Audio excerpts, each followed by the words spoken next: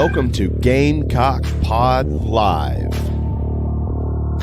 For the next 3 to 4 years, I'll be committed to the University of South Carolina. This is Rodgers again to the 25, 20, 15, 10.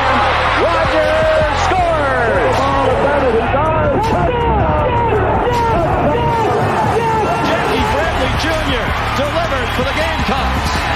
Lost it up, looking for Kelly. Touchdown! Can you believe it? And South Carolina is sending shockwaves through the SEC. Frederick plays it in at the buzzer. That's a win! Unbelievable! I don't believe it! And now, live from Studio 54 of the Gamecock Pod Studios, here's the Cockfather himself, Keith Allsep.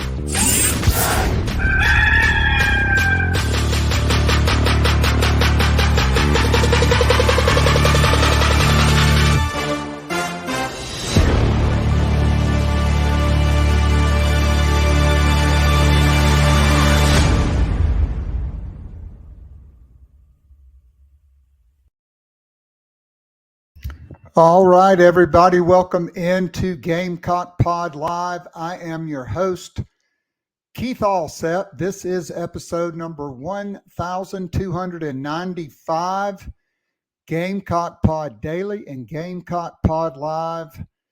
And we're coming in hard and hot and fast after a beautiful day on Saturday in Charlotte, the Carolina Rise tailgate in the shadow of Bank of America Stadium.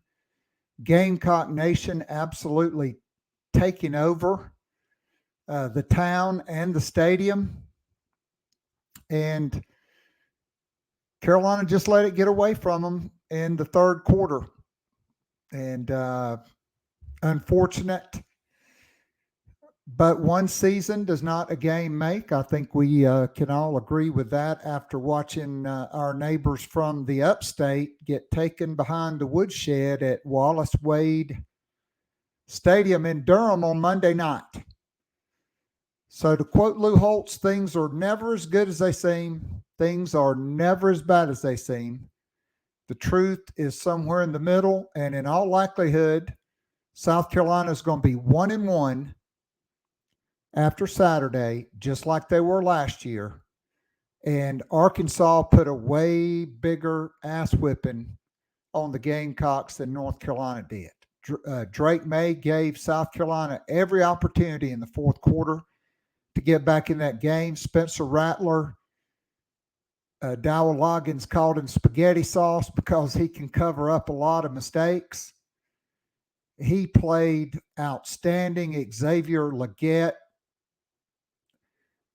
I mean, look, I'm not saying he looked like Julio Jones, but he's big and fast and physical like Julio Jones, and North Carolina had no answer for him whatsoever, and I thought he tweaked his hamstring and played through it. That guy's a stud, but as we all know, the problems exist on the offensive line. You're probably going to hear me repeat myself when we get into our interview with Ben Breiner in what will become known as the Breiner breakdown of Carolina's Saturday games. The offensive line was just abysmal. And I guess we should have believed Shane Beamer.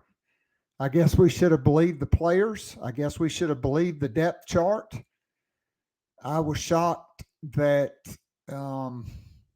Casey Henry started, and then pleasantly surprised he beat out some guys. And now he's injured and maybe lost for the season. Beamer said on the SEC conference call, Nichols was out until at least November.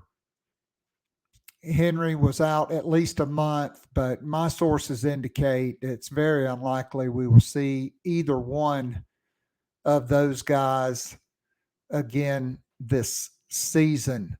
Also on the injury list, Mo Kaba.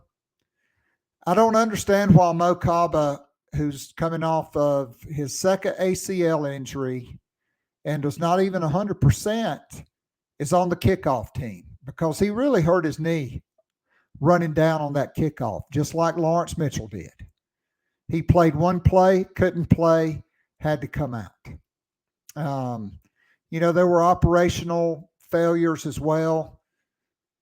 On North Carolina's first drive, you only get them to third down one time. That's 3rd and goal. You call timeout and you run 13 players out there, and they still scored untouched. Offensively, missed assignments. North Carolina sacking Rattler, only rushing 3.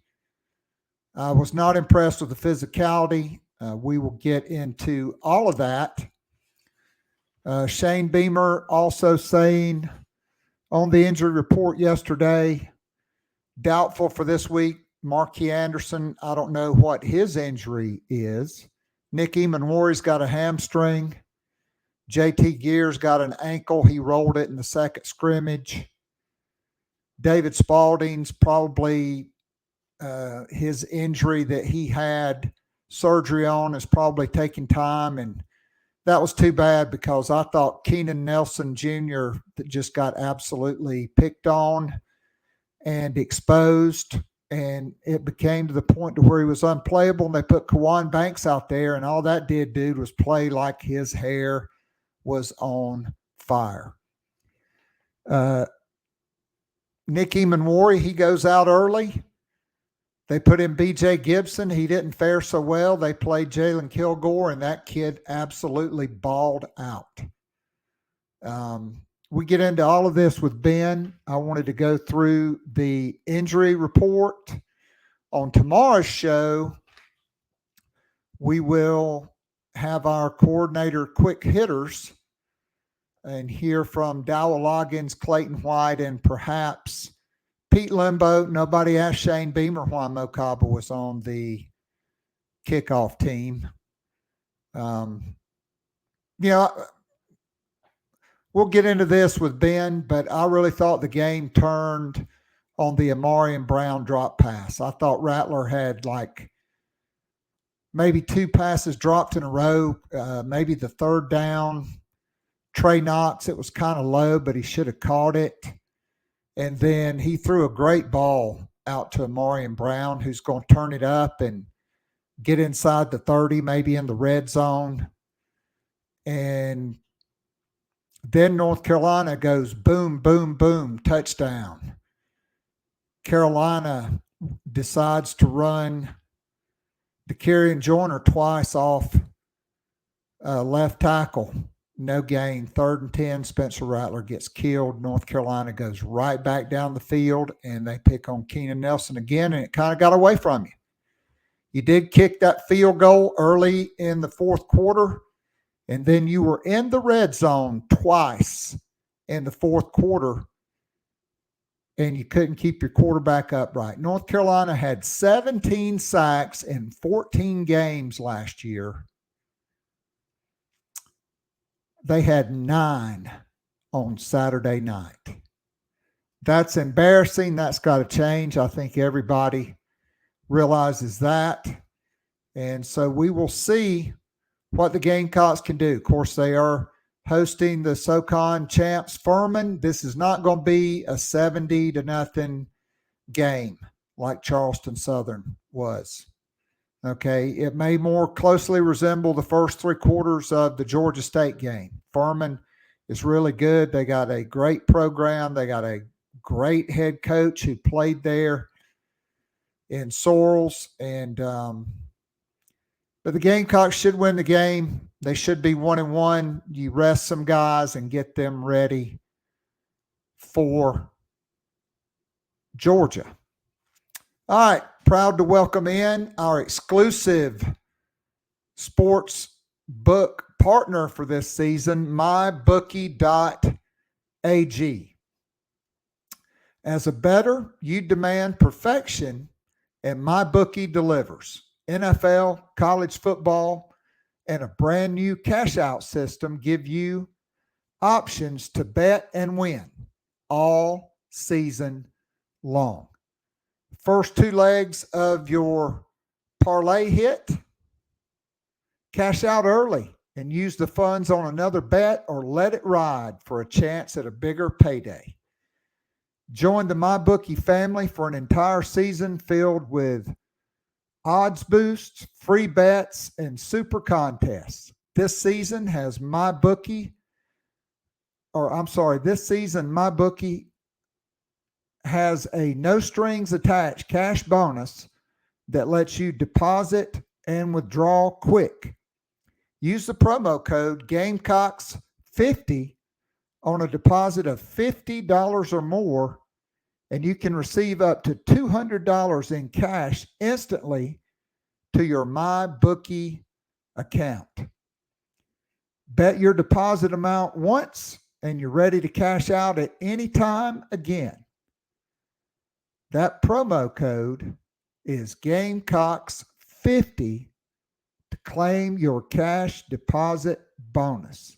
You can bet anything, anytime, anywhere, only with mybookie.ag. All right, I will be back right after this commercial message with Breiner's Breakdown with Ben Breiner from thebigspur.com. If you enjoy listening and watching the free Wednesday show, now live streaming on YouTube, and would love more Gamecock Pod daily, join our growing Gamecock family by becoming a monthly or annual subscriber.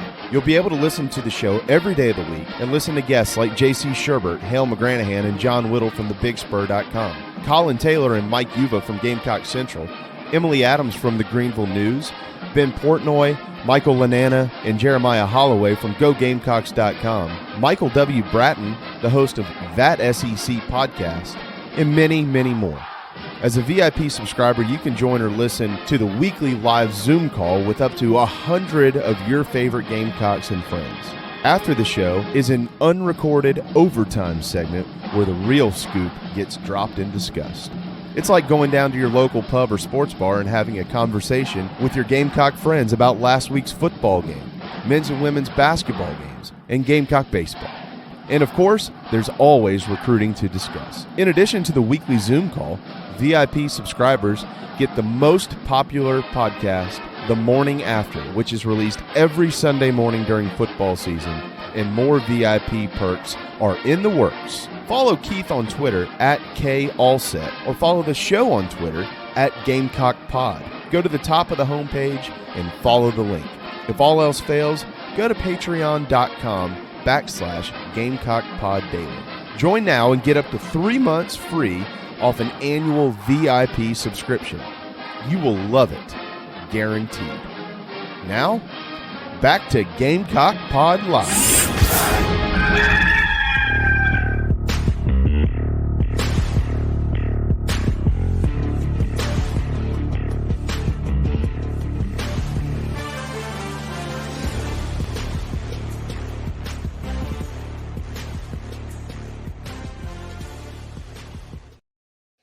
All right, and so we're back. A couple things I did want to mention. Those news notes and headlines are brought to you by Nana's Porch, an award-winning full-service catering company servicing the greater Charlotte, North Carolina area. And Chris Payne, my man, you outdid yourself at the Carolina Rise tailgate. The food, everything was fabulous.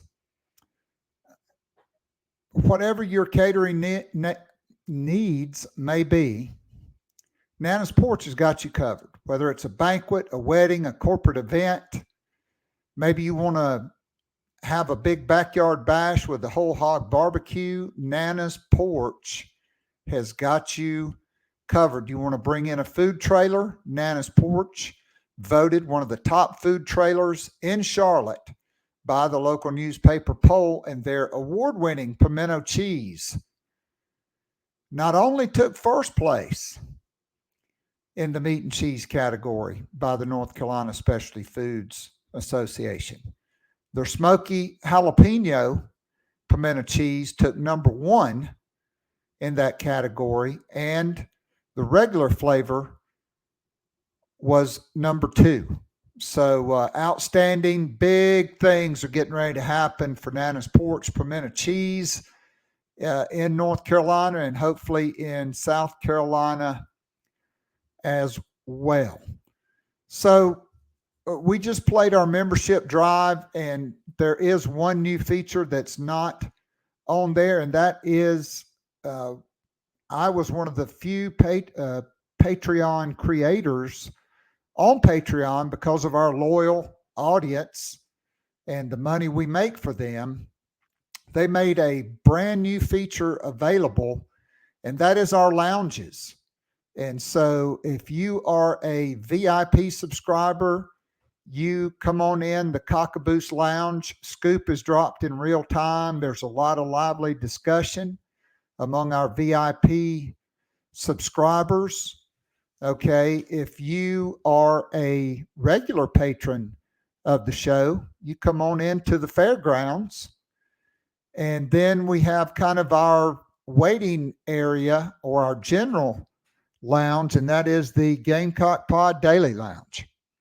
But these are like being in a group text chain, and I drop Scoop in real time. I'm talking to sources. I'm putting stuff out instead of having to wait to do it on a podcast. That's just one more added addition. This past Sunday, we streamed the Morning After podcast everywhere. Spotify, Apple Podcasts, Google Podcasts, iHeartRadio, Amazon Music. Okay, today's show is streaming live on YouTube. That video will be up. It will stream to all those other platforms. So there's no better time to join Gamecock Pod Daily than now. The Garnet and Black Town Hall was magnificent last night. I got to meet and see so many of our patrons and friends that I've not seen in a long time. And it was, JC did an outstanding job. I mean, we had one of the original members of Hootie and the Blowfish playing music. Connor Shaw was there. Sam Howell was there. And there were just a lot of great Gamecocks there. And man, we had a blast. We ate, drank, had great fellowship, and hugged it out just like one big happy family. And the Garnet and Black Town Hall is just like going down to your favorite sports bar with all your friends. It's an interactive Zoom call.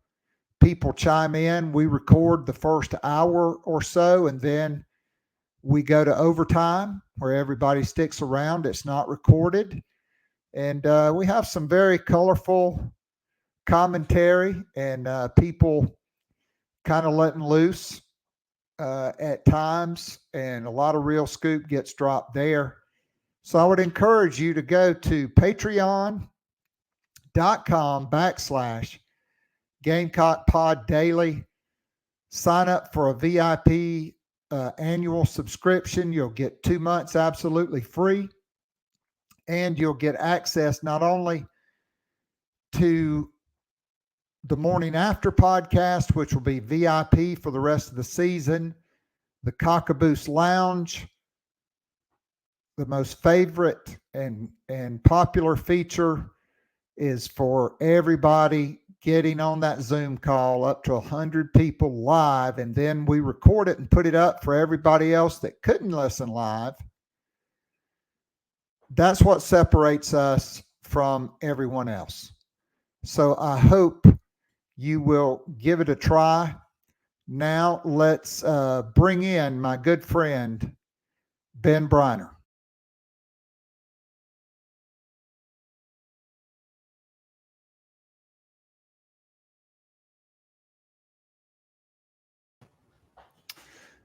All right, and we welcome back into Gamecock Pod Live, Ben Breiner from thebigspur.com.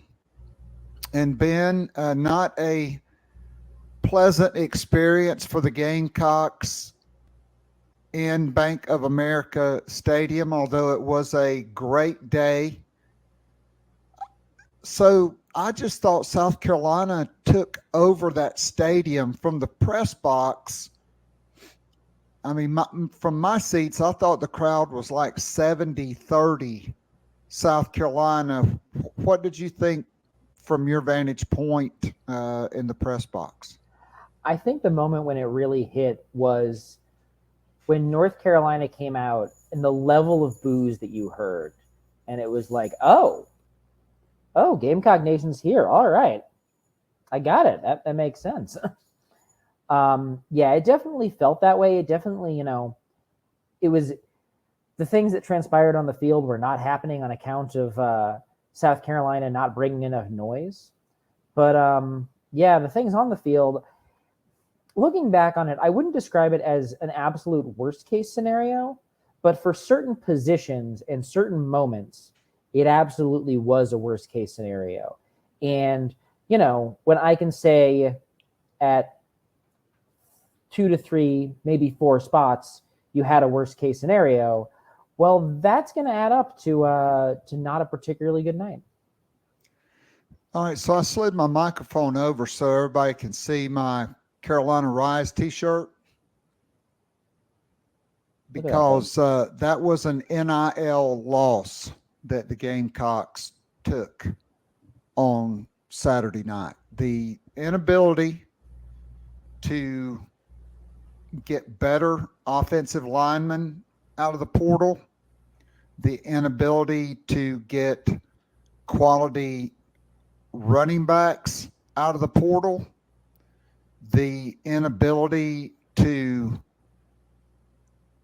get big time edge rushers and Tank Booker, who they lost over basically peanuts to Arkansas, and Derek McClendon, who they lost for peanuts to Colorado.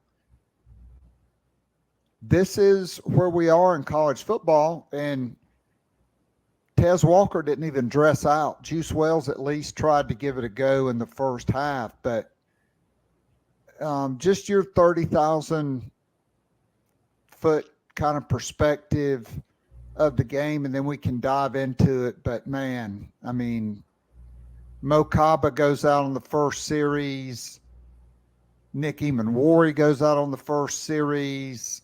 Kason Henry, who I had no idea would even be in the starting lineup, he goes out in the first series, probably because he wasn't ready to play, quite frankly, from his injury, but they rolled him out there anyway. I mean, I'm not saying the trainers would not have cleared him if he was not ready to go, but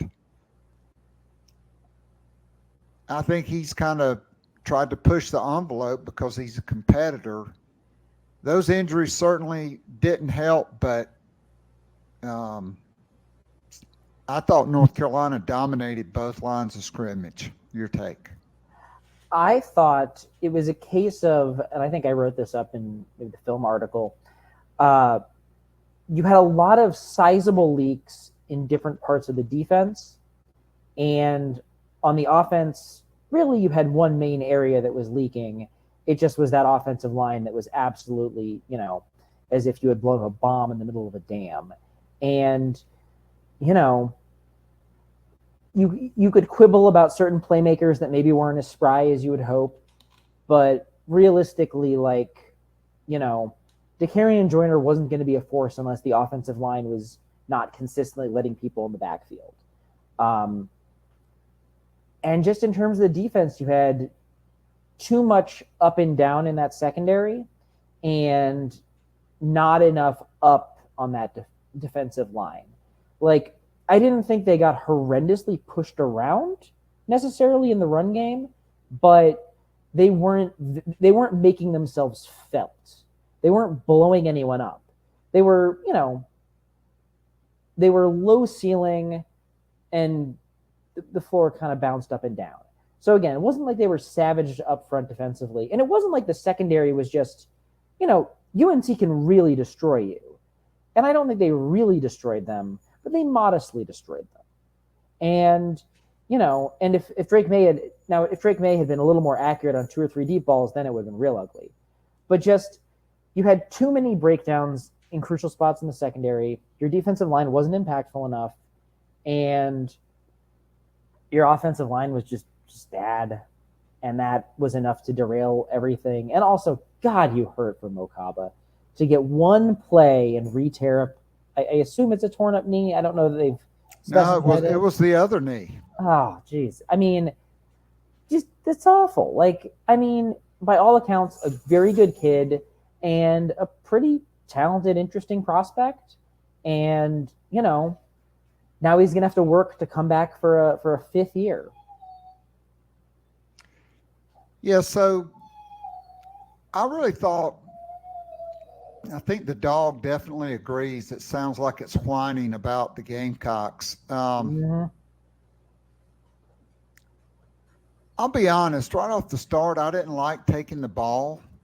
I like deferring, and this is just me, but I remember a really good coach a long time ago saying, if you got to come out and start trying to trick somebody, you must not feel really good about what you got. And I didn't really like the script in the first series at all from Dowell Loggins. Now, you know, after North Carolina goes up the field, I think that was the one. Yeah, South Carolina calls timeout on the goal line, and they run 13 players out onto the field after a timeout, and Amarian Hampton still scores untouched. I thought it was a hell of an answer coming back from that. I mean, beside the fact that North Carolina only got to third down once during that drive. It was first down, second down, first down, or first down, first down. One time there was a third and short. And that was the third and goal from the one. So, you know, they had a hell of an answer. I thought Xavier Legette looked like that dude. And I thought he was easily, he and Spencer Rattler 30 for 39 with 4 drops. A little bit later, we'll get into the most crucial drop, which was to start the third quarter after the recovery of the successful onside kick. I mean, North Carolina they didn't even have to rush 4 or 5 because they were getting pressure with 3. And I don't know if it's because of all the musical chairs, all of the cross training on the offensive line, but North Carolina's highly touted dudes, including the guy you talked about last week, who was the least recruited guy. Those 4- and 5-star dudes lived up to the billing, and that other guy, their Buck or Jack or whatever he's called, he was really, really good. And then he talked junk about South Carolina giving away the run or pass plays on the offensive line after the game. Yeah, I mean, in terms of it is kind of weird to think back at those 9 interceptions. I haven't gone and studied them yet, I went back, but I haven't necessarily focused on them. But if you think about, you know, as you said, 4 of them were drops. I think at least 2 were like drop in the hands. Some of them are a little tougher. But you also had, I want to say, maybe 4 plays where they're kind of what I call Spencer Rattler 50-50 plays, where, you know, he kind of gets on there's pressure. He has to escape. He's suddenly on the run, and he sees someone super open or somewhat open, and he throws it in there. And sometimes those plays are like big game changers. They were like against Tennessee last year. And sometimes in this game, you know, a sliding Trey Knox can't, you know, it's a little low for a sliding Trey Knox, or it bounces just before someone catches in the end zone, or it's a little too high like Xavier Legette on that last 4th down. So, you know, those are like 3 or 4 of the incompletions, and you had some drops. I mean, and Spencer Rattler looked like he was about to get killed for half the game, and he's still put up 30 for 39. That's crazy. That is bananas good. But yeah, it is very strange to think about the state of this offensive tackle position dating back to forever ago. Like, I was thinking about, the year I got here was Brandon Shell's last year, and I want to say either Blake Camper or Mason Zandy was on the other side, or some combination. And I looked back, and I think that was still I think that was Corey Robinson. I think you had Corey Robinson, Brandon Shell, and AJ Can. No, was that 2014? So Shell was there for one more year. So 15 was Shell year. Mm-hmm. And then that 14 offensive line was really good. The 15 wasn't. But I was looking at since Shell left, and Shell was a good offensive lineman, but he wasn't necessarily a world beater. If you look at the offensive tackles this team has had since then, the best one was probably Dennis Daly. The next two were Zach Bailey and Sedarius Hutcherson, who were both guards. And, then I was talking to a source, and we were trying to figure out who was next on that list. It has just been this cursed position, and it's been weird because it's so important. Because, if you go really, really RPO heavy, you can sometimes, or really, really quick game heavy, you can sometimes survive okay offensive tackles. But if you got any kind of real passing game, you need tackles who can stand up somewhat in that kind of situation. And it's just been a black hole. Now, the interior line wasn't great. I don't even know if I'd call them good. They were passable at times. I think Vershawn Lee had a little bit of a tougher game than perhaps is talked about. But, I mean, it's just these tackles got to shape up. And I don't like saying that about a college kid, but it's hard. And I've seen some people who are coming out and basically saying, what if we play the young guys? And the longer I go, the more worried I would be about playing a young guy in this kind of situation, because, I want to ask people, if you went into a job and you just were terrible at it for an entire year, I don't know that would make you better at your job necessarily. And if you're a not ready offensive lineman, that sucks. That's not great. And I should also say, you mentioned a little bit about the play tipping. I thought it was interesting the way Shane Beamer answered the questions about it today, which was to say last year that was on Spencer Rattler. And for all I know, maybe that's a smoke screen, but it's interesting because I think a lot of people were very quick to jump on the idea that it was about an offensive lineman and their particular quirks. And let's face it, if it's 3rd and 8 and the guy is sneaking his foot back or is in a 2-point stance, you can tell me that's a tell, but it's not really a tell because it's 3rd and 8. You're going to pass the ball. If you want to tell me they're tipping run on 3rd and 8, I'll hear about it. That sounds interesting. But I'm going to need if someone was to tell me about tipping, I would want to see a cut of 1st and 10s, 2nd and 6 and less, 3rd and 3 and less. That's where you tip plays. All the rest of it is can you tip a run on 3rd and 1? I don't really believe so, because guess what? They think you're going to run it. You could tip pass on 3rd and 1, but no one's going to be like, man, looks like they're going to run the ball. Sneaky. So, I also think that if really, really knowing what the play was earth-shatteringly important, then pass rushers would kill everyone on 3rd and 8 because you basically know it's a pass. And they don't, because you can have good offensive tackle play, but they don't right now. And that's really where the issue is. It is. I mean, look, down distance and personnel groupings usually tell you run or pass.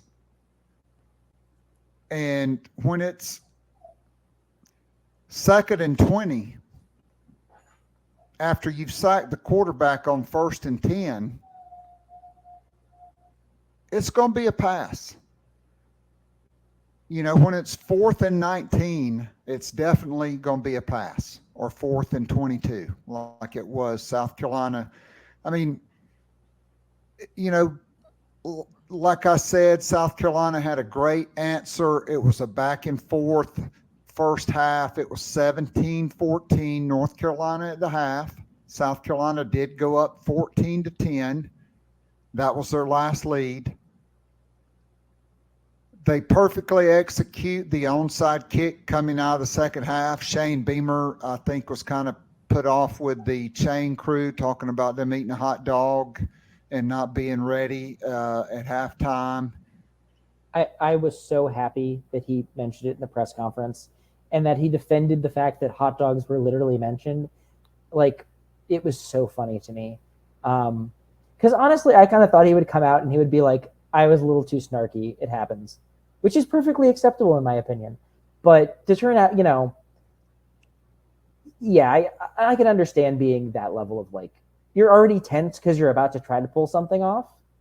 And to have anything jar it. Anyway, continue. Hot dogs. And so you get into 3rd down. Rattler didn't make the best throw. 4th down. And I mean, we can talk about this. I didn't necessarily love the play call, but it was wide open. It was a perfectly thrown ball. It was an NFL throw from one hash mark, from the right hash mark all the way across to the wide side of the field. And it wasn't like it was a laser that knocked him down. It was like a underhand softball toss that hit him right in the hands of Marion Brown. He turns it up. It's 1st down. Gamecocks go down and score there. They have real momentum. Instead, that's the end of the drive. North Carolina, at that point, they zip right down the field. What was that? So Maybe 45 yards. 5 plays, 53 yards. Boom, touchdown. Gamecocks. Again, I thought Dow Loggins, for the most part, I really liked what he called, but he called 2 runs in a row to Kerryon Joyner for 0 gain on both of them. And then Spencer Rattler gets sacked, and then you got a punt from deep. North Carolina gets the ball at their own 45, and they go down and score again, and it's 31-14, just like that.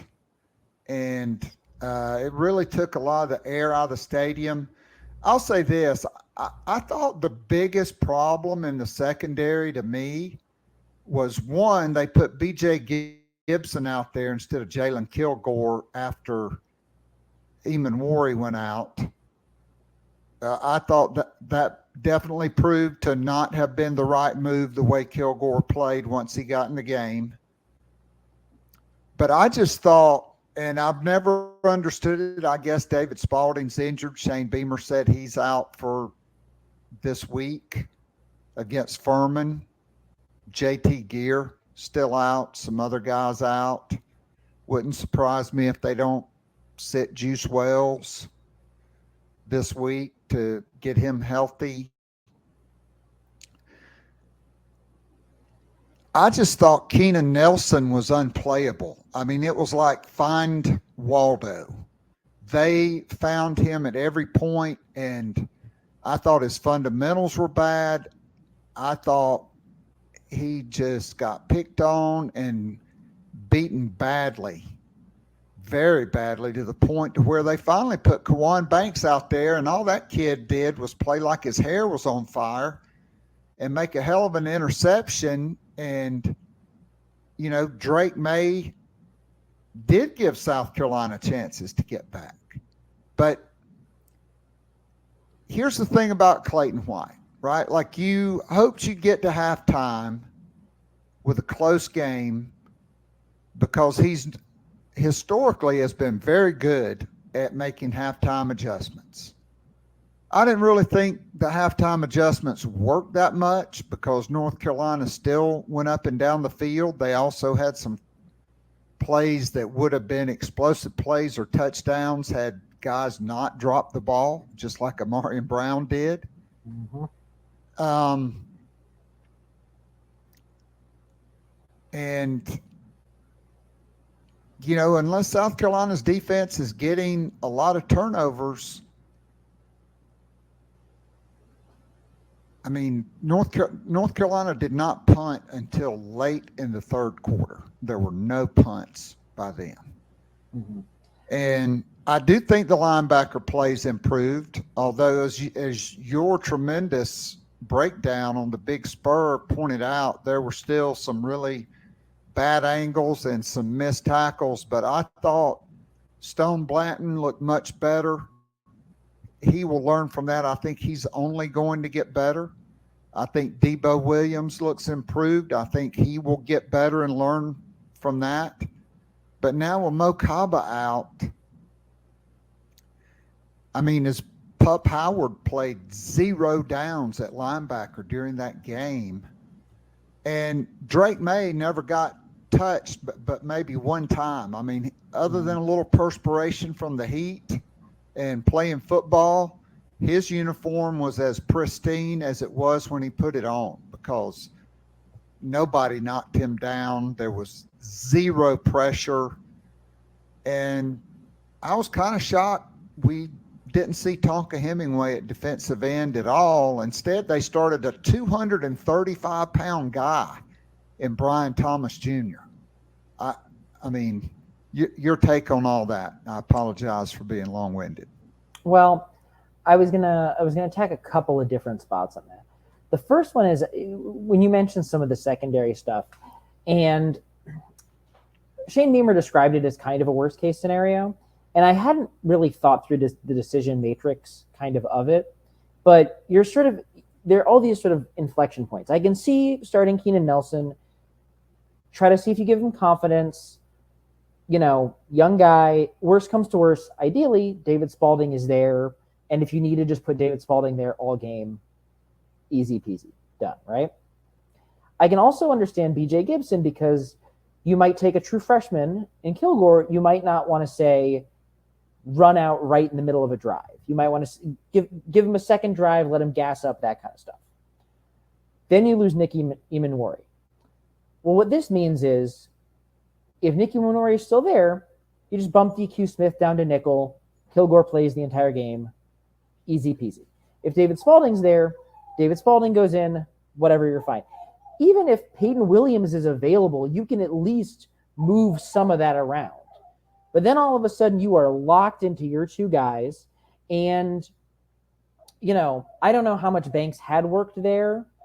But if Banks, you know, had been, you know, I don't know how much of an option he'd been considered.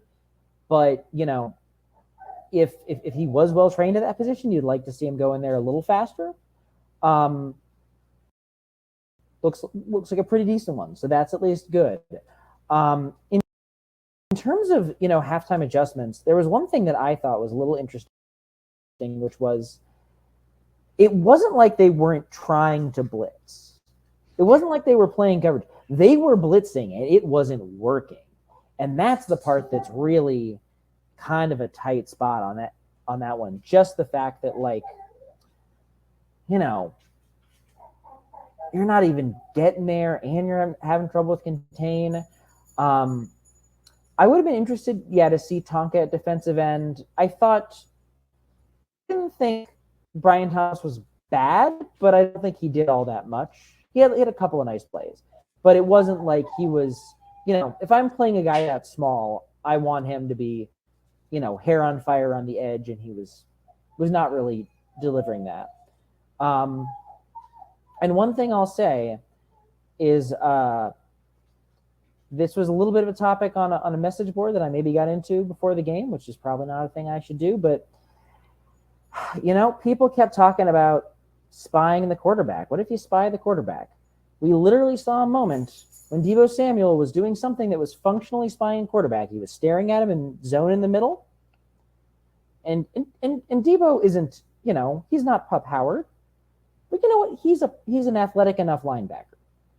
In theory, if spying mattered all that much, Deebo Williams makes that play because he's a good athletic linebacker and he's got the right stuff. And it didn't work out. And some of it was the angle, and some of it was this, and some of it is that it's just hard to defend fast guys when you have to move sideways and backwards and they can run forwards. Anyway, small rant. But yeah, and, it is tough when you've got, Keenan Nelson struggled a good bit. There was a play where DQ Smith got lost, though I saw someone theorizing that might have been a misread by Keenan Nelson. But either way, you just had too many plays where the corner wasn't in the spot or the defender wasn't in the spot. And, that'll burn. That's the easiest way to get that, and not getting pressure combined are the easiest ways to get burned. And honestly, the fact that they didn't only give up 31 points is relatively shocking. I should also say, you mentioned a little about that third quarter. I don't know if this was a phrase you used while coaching basketball, but I've heard it used, staying in contact with a team. So if you're in basketball, it's that thing where if you can stay within 5 to 9 points of a team, even if you're doing consistently, you're in contact. You're one run from being right there taking the lead. And that third quarter was South Carolina losing contact. When you go miss fourth down, touchdown, punt, touchdown, you have lost contact. And, a lot of things don't guarantee everything, but maybe you don't have to use your onside kick bullet if you're just receiving the ball then. I don't know. So, yeah, that was just sort of a textbook of this is the thing you can't do when you come out of that halftime and you're like, well, we didn't play well, but we're still close. And instead what you did was you just let go of the rope. Yeah, so we called it staying within striking distance. Mm-hmm, mm-hmm. And, they do get the field goal to cut it to a 2-score game. They get the turnover interception by Banks. He returns it 17 yards to the North Carolina 38-yard line. Okay, there's 11 minutes and 34 seconds to go. South Carolina gets all the way down to the North Carolina 13-yard line. And then Rattler has to throw a check down to Joyner, who we'll get to this in a minute. He couldn't make anybody miss the whole game. But he didn't really have a lot of opportunities either. And then you get sacked. It's 4th and 19. So you have that one. You force North Carolina to punt. Finally.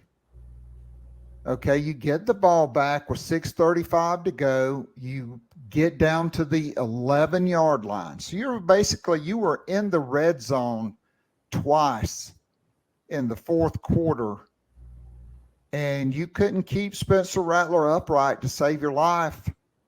And, then I think it's 4th and 22 that time. And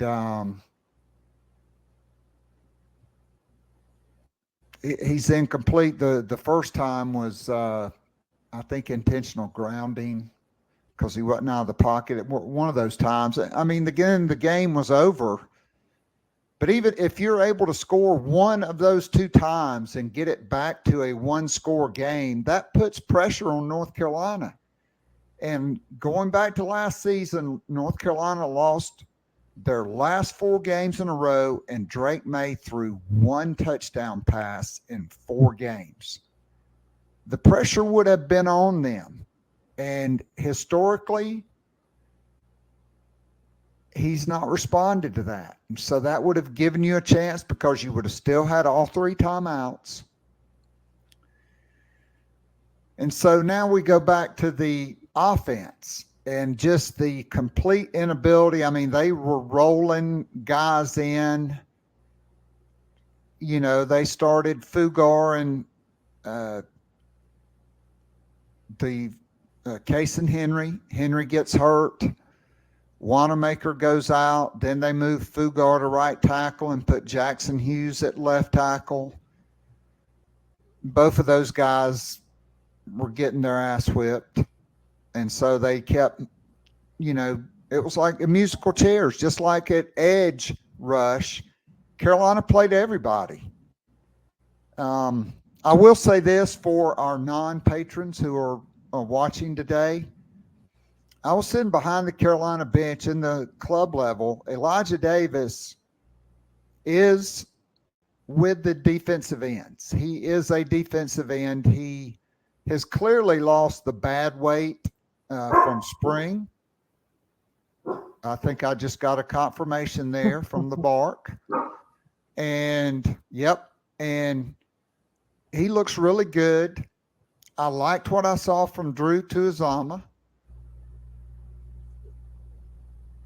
You know, Jordan Strong and Tyreek Johnson, I think, were on a pitch count. Mm-hmm. Brian Thomas did absolutely nothing. And quite frankly, neither did any of the rest of them, other than I thought Tuizama was probably the most impressive of all. And so I really like him moving forward. And so to me, I'm demoting Keenan Nelson. I'm playing Kawan Banks. And I'm probably making a change at edge. And Ben, I don't know what they're going to do on the offensive line, but I think you got to move Ja'Kai Moore out to tackle. I know you like him at guard, but he has played well out there. In fact, I'm pretty sure he played a lot of games at left tackle when Kevin Harris was leading the SEC in rushing. I guess you could go that way. I mean, to me, it's either that or you gotta baptize by fire or Tree Babalade or somebody like they did with Dylan Warnham when he was a true freshman. Yeah. I mean, I think obviously the first thing is figure out if you can get anything from these tackles going forward. That's the first step. I should also note, I had talked to a couple of people who said that, and I don't know, no one's really said why this happened, but that Tyshawn Wanamaker lost like a large amount of weight. Someone told me he's listed 290, and someone had told me he looked even skinnier than that. And I don't know, this is the SEC, so, you know, offensive tackles, that's a little bit of an issue. I guess if the first answer of just browbeat these kids into playing better doesn't work out, browbeat's not the right word, cajole, get them to the point, you know, because as, you know, Beamer did enjoy pointing out that, you know, his offensive lines have tended to get better and was very confident in it, which is what a coach should do. But, you know, if they can't fast track that improvement, Ja'Kai Moore out is probably the next chess move, and that's not great. It's not a very good chess move. On a personal level, I would do that over baptizing a kid because, like, again, I think kids who aren't ready to play offensive line, when it goes bad, it goes bad. But yeah, I mean, you got to assess, you got to look deeper into that because, you know, it's just, the 2000 season was a season where, the tackles were better at run blocking, but they were, pretty atrocious pass blocking. And we all remember what happened to that offense when it came to the pass game. In terms of the pass rush, short term, I'm a little less concerned, though the gear being out part is pretty concerning, in part because I feel there's a lot of growing into it potential from this front, like a lot of getting in the mode. There's a lot of options that are at least competent with potential. Now you need someone to do that. You need Drew Tizama to play like a starter. And then the secondary question there is going to be, can the defensive tackles not named Tonka Hemingway be more impactful? Not that Tonka was super impactful anyway, but if you can feel really confident about two of those guys, and then you can bump Tonka out with more confidence, that's kind of a game changer. But yeah, it's a case of, defensive line is kind of not easy, but defensive line is like, you need someone to step up, but you have guys that you feel decent-ish should be able to step up at some point. And with offensive line, that's always a little trickier. But yeah, I think, I'm still interested to see what happens to Brian Thomas. I kind of like his quickness and I like his toughness at that size. But again, if you're 235 and you can't create a lot of edge speed, then that's just a hard window to operate in. All right, so one key stat here. Last year, North Carolina's defensive front generated 17 total sacks in 14 total games. Saturday night, they had 9. And I'm not saying all of that. That's right. 1, 2, 3, 4. I mean, that's like 3 more than Spencer Rattler counting off his touchdown passes against Tennessee. But I will say this, I thought Rattler played great, 30 of 39, 4 drops, a couple drops that weren't perfectly thrown balls, but probably should be caught by SEC players on scholarship. And I should say, a couple of those passes, even like misses, were like close functional misses. Like, again, that last miss to Xavier Legette, was it a little too high for him? Sure. But Spencer Rattler got out, under duress. It's weird to say that's the kind of miss you want, but like, you would rather be almost missing hard passes than being badly missing hard passes or badly missing easy passes. Like, Spencer Rattler played well. And it was interesting in the post game, the rare post game that I got to go to, because they sent out Legette and Rattler for the offensive guys. And, admittedly, the coaches aren't going to send out a guy who flips out or anything. But they did have like a kind of calm collectedness, not like they were happy with the performance, but like a very understanding, like, we did these things well. And, Rattler, he balled, and Legette, holy God, he balled. I was maybe, a little more demonstrative in the press box than you're supposed to be, just being like, wow, some of those jump balls. And I always found Xavier to be a very nice kid. I talked to him when he was a recruit, drove out to Mullins, and,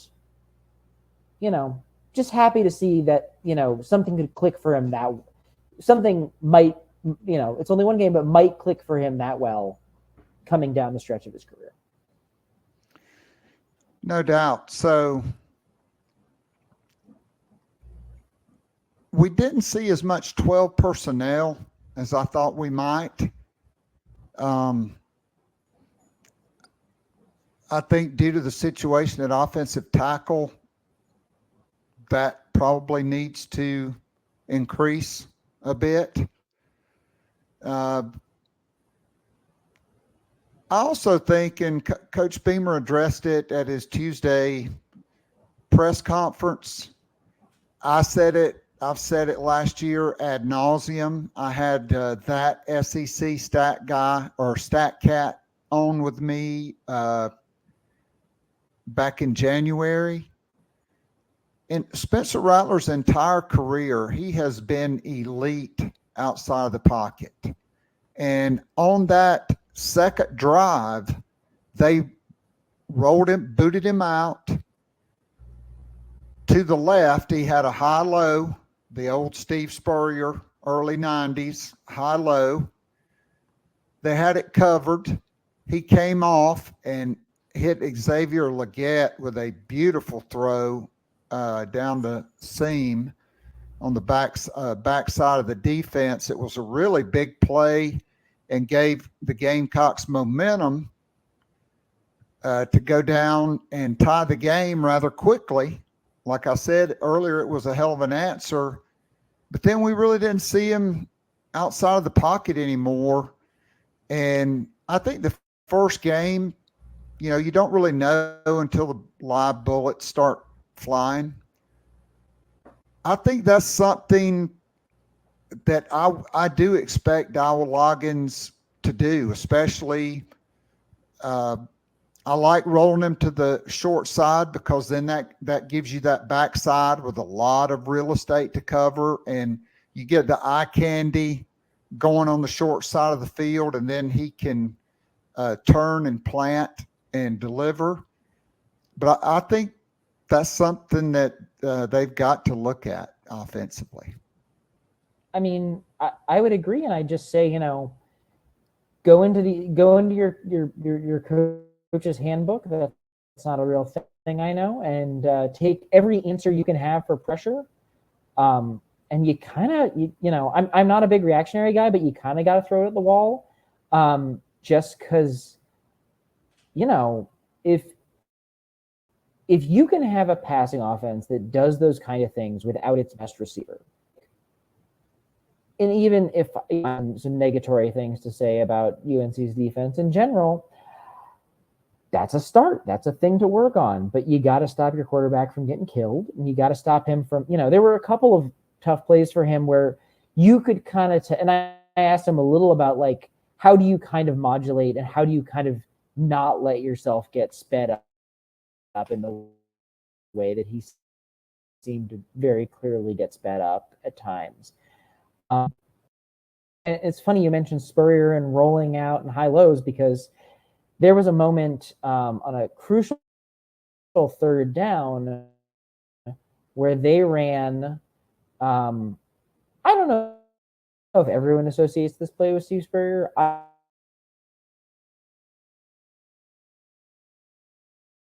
As when I first got here, and it was the Perry Orth offense, that would be, money with Pharaoh Cooper.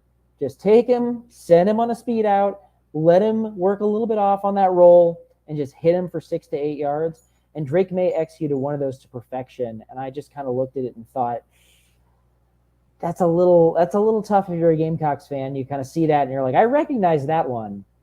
And, if you can get that into that kind of stuff into the offense. I'll also say one thing that I think is going to matter is there was not enough after the catch success. And some of it seemed to stem from weird spacing, in my opinion. Someone had suggested that they might be doing a lot of half field reads. And there was a lot of stuff where they were attacking a half of the field that the defense seemed particularly loaded on. But you just had a lot of plays where they would get the ball to someone in space, and there would be one defender there, and that defender would stick them for, not even the fall ahead yards. And that's the stuff that's got to change. And Marion Brown was a bit of an exception. He had a couple of plays where he got the ball, and he did the dang thing with it. And you're going to need a little more of that from, I think in my article, I pointed to a Trey Knox play and a DeCarian Joyner play where they had nominally short, make something out of this opportunities, and they got stonewalled. So those are going to be spots where I watch, because to a degree, a lot of that game was tackling. South Carolina letting space plays become more problematic. You saw it early in the game. Nicky Mignori got a little bit out of sorts, and I think it was maybe the first or second UNC play. Nothing too fancy to it. A little bit of a RPO, but it ends up getting 8 yards because the defender, takes a little longer on the angle, takes a little longer on the tackle. The player can fall forward. And then you had a lot of plays where South Carolina had defenders right on top of them and then didn't get that fall forward. And that's why North Carolina had good second and third downs and why South Carolina had bad second and third downs. And that's how you get long drives versus empty drives. So last thing before we kind of do our where do we go from here? Luke Doty at slot wide receiver. I think I'm rewarding him and I'm demoting Amarian Brown because that's not the first drop he's had. I know Doty's will be a better blocker than him. I do think he's one of South Carolina's best players, and that guy's hungry to make a play. And the couple of times he got his hands on the ball, he made really nice plays. Do you anticipate his role increasing? I think we'll see more Luke Doty. I think, again, talking to someone inside that space, said he looked a little mechanical working, at least in terms of routes. But when he gets the ball in his hands, if there's a little space, he makes a lot out of the space that he gets. If he gets, if there's 10 yards between him and a defender, some guys are going to meet that guy halfway. Luke Doty's going to meet that guy 7 yards deep. That just seems to be kind of his deal. In terms of him getting more snaps, I think I don't know the exact nature of the positionality of it. So, would he take Amarian Brown's versus someone on the outside? In terms of how much receiver does he know? How much the offense does he know? Given my druthers, if Juice Wells is out for a minute, I would probably take snaps from someone else just because I think Amarian Brown's still your second best guy with the ball in his hands and getting the ball, and you kind of need that. And if positionally it works and you end up with a little more Doty, maybe a little less Omega Blake, that might happen. That might be helpful. I know Omega Blake wasn't exactly called out, but was a little bit called out in the press conference today, noting that he had a hold that, definitely took a useful play off the board and helps. And I think it helped smother a drive, though that might have been one that Spencer worked his way out of. But yeah, I think, Doty is an athletic guy with the ball in his hands who we have seen create plays. And unless you're unless your offense is rolling, you know what? You can always use more of those dudes. No doubt about it. So, running back. I lied. Joyner.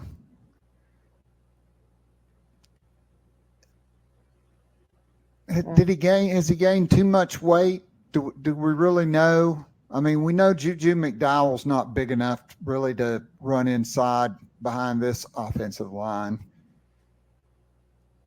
I think they got to get DJ Braswell ready. This is the result of an abysmal failure to recruit your position by Montario Hardesty. This is an abysmal failure to satisfy a desperate need in the transfer portal. It's not Dakarian Joyner's fault. That kid has given his blood, his guts. He's sacrificed. He's been a great teammate. Now, I do think he will get better as the season goes on, particularly if there's running room. If there's an identifiable lane for him to run through, wasn't much of that. But he also wasn't very dynamic the few times he did have a chance to make a guy miss. So to me, that's really, if you can't run it, or if you're not going to do like Mike Leach and throw, and they did throw past a lot of quick game and throw those little swing passes and screens to your running backs. They've got to come up with an answer at running back. I would definitely agree with that. It's, Joyner had some pop moments.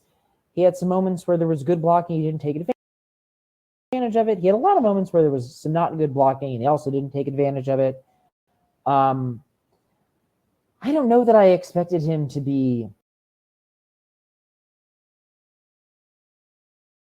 that great this year. Was he worse than I, kind of imagined was a better case scenario? Yes. Was he abysmal in my opinion? Not really, but it sort of reminds me a little of those teams that kind of had to put like AJ Turner on Front Street. I think AJ is a better back than him because AJ played running back for his entire life. But like those moments when you were like, this kid has got moments and got ability, but sorry about that. See, we're getting extra commentary on the backfield and that running back recruiting. But if DJ Braswell can play, it's probably the time to see what that's about. If Mario Anderson can play, it's probably time to see what that's about. The question just is, are they at that level? And I don't know. I haven't been to practice. I haven't heard it. But, if you think they can be, also you're about to play Furman. And I think this Furman team is good.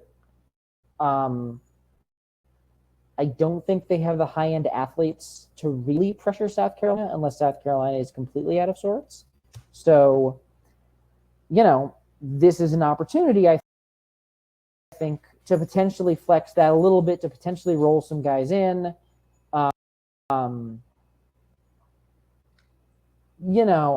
I do think that it is probably going to be a little more annoying of a game than Gamecock fans are going to want, especially coming off that loss. I do not think this is going to be a 55-10 runaway. So we'll have that, but I think there'll also be some spots where people can earn a little bit more of their keep.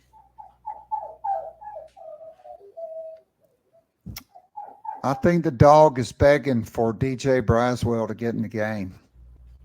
I mean, either that or more food, which is mostly what she asks for. All right, so where do we go from here? Do you think there are fixes on the offensive line?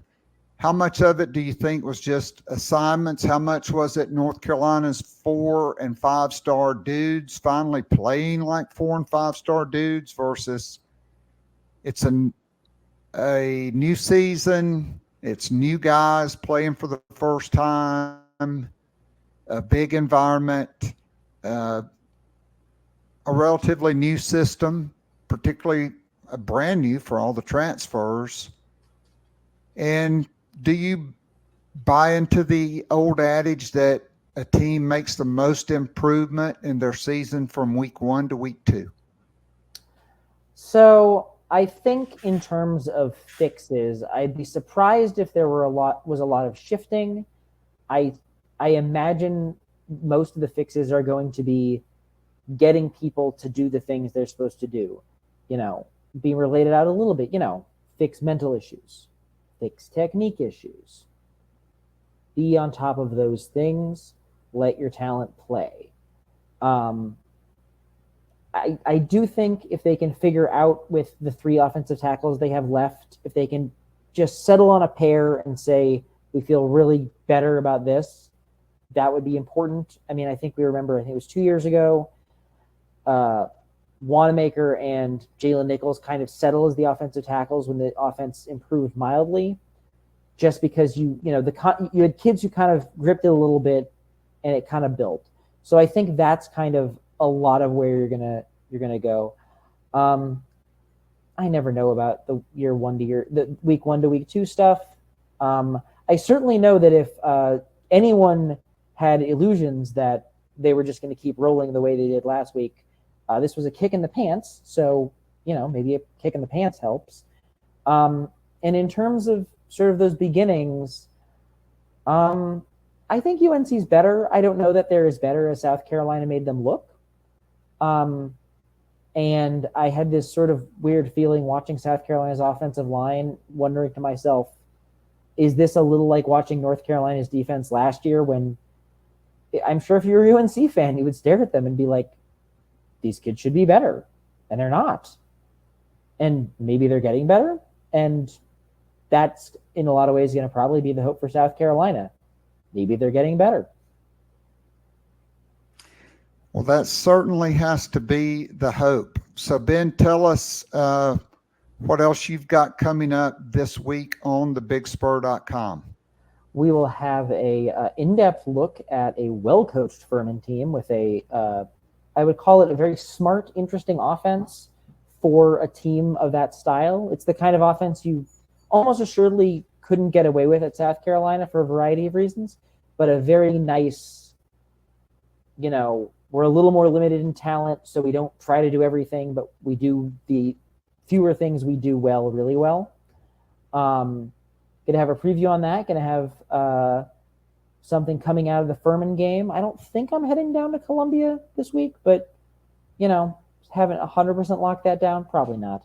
So it'll mostly be the film stuff and probably me tweeting commentary on Twitter about line play while I try to keep half an eye on the Wisconsin game while watching the Furman game. All right. Well, Ben, as always, great stuff. Thanks for being with us, and we'll look forward to catching up with you down the road.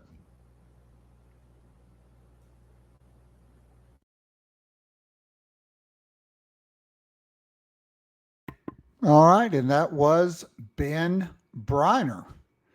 Okay. One more time. The exclusive online betting partner of GamecockPod Live this year is mybookie.ag.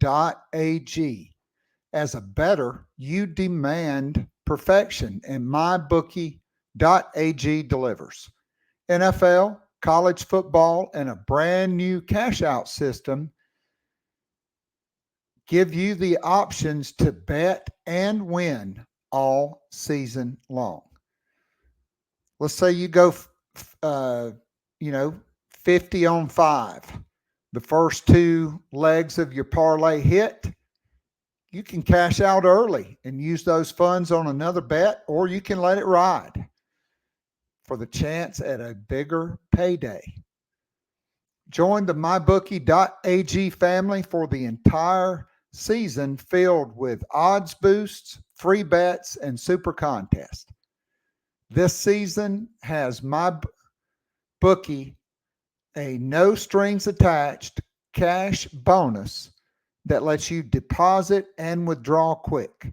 Use the promo code Gamecocks50 on a deposit of $50 or more, and you can receive up to $200 in cash instantly into your MyBookie account.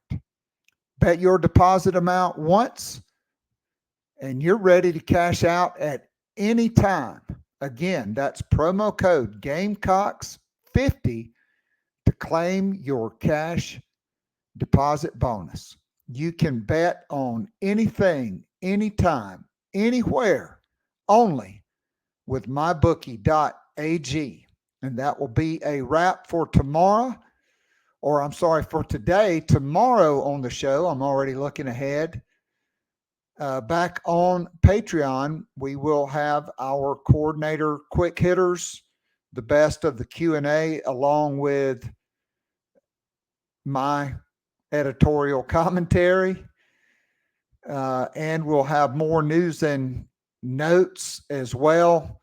That SEC StatCat has some interesting numbers on Spencer Rattler. We'll go inside that and break it down. And then on Friday, my guest, you will not want to miss that show, John Whittle from thebigspur.com. Also on Saturday, I'm going to be in Houston with the Houston Gamecocks at their watch party at Lady Bird. So anybody in the H-Town area, come on out for that. Going to be talking some Carolina Rise and just how important the collectives are, because in this person's humble opinion, the collectives are the most important thing. Okay, without them, you're going to continue to lose players off your own roster. You're not going to be able to get the high school guys you need. You've already seen the Gamecocks lose 2 wide receivers they held major leads on due to NIL issues. And you're not going to be able to get the guys out of the portal. I talked about that right off the top. And so I would encourage all of you, go to carolinarise.com and sign up for a membership. Look, you don't have to give a ton of money. I mean, you can join the 1801 Club. You can give $18.01 per month, $20 a month, $25 a month. All of that adds up and it helps. We're building an army at carolinarise.com. And hey, support the Garnet Trust. They have a different model, but they are a collective of the University of South Carolina. We partner with them on a lot of things. And so without the Gamecocks stockpiling the collectives, it's going to be more post games where you can hear the head ball coach saying, well, Todd, we were just a sad bunch of Gamecocks out there tonight. So join the collective, do your part. I'm not picking on anybody. I know a lot of you give money to the university, but hey, $20 a month adds up. That's almost $250 a year, your contribution to the collective. I know people that sacrifice not only for the Gamecock Club, but for the collectives and pay way more than they should based on their salaries because they love the Gamecocks. So do what you can. That's all we're asking. Join the collectives. It's important.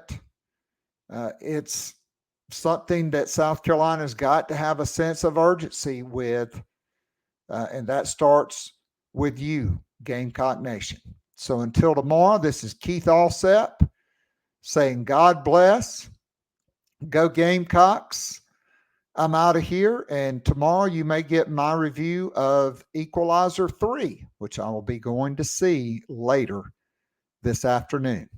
Take care, everybody. I'm out of here.